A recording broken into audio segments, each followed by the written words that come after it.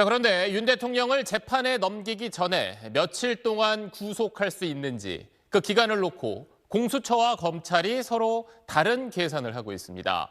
자칫 이 계산이 잘못될 경우 윤 대통령이 석방될 가능성도 있습니다.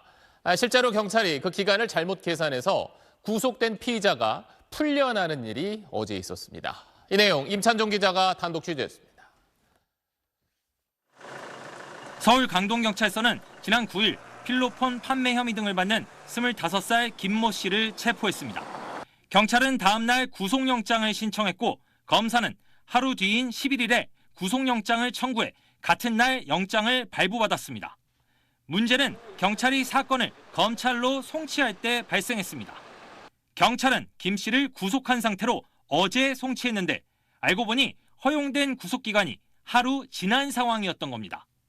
검찰로 송치하기 전에 경찰이 피의자를 구속할 수 있는 기간은 체포 시점으로부터 열흘인데 구속 전 신문 때문에 기록이 법원에 제출됐다가 반환될 때까지 기간만큼은 연장할 수 있습니다.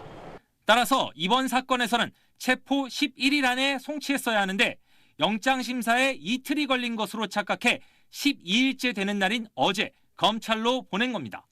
결국 마약 피의자 김 씨는 풀려났습니다.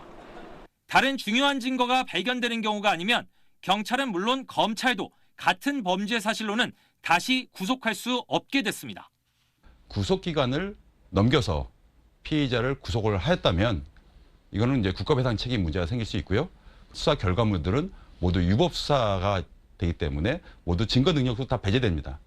구속기간 계산법은 윤석열 대통령 사건에서도 문제가 될 수 있습니다. 현재 공수처는 체포 적부심 기간 등을 더해 2월 7일까지 기소하면 된다고 주장하고 있는 반면 검찰은 그보다 빨리 기소해야 한다는 입장입니다.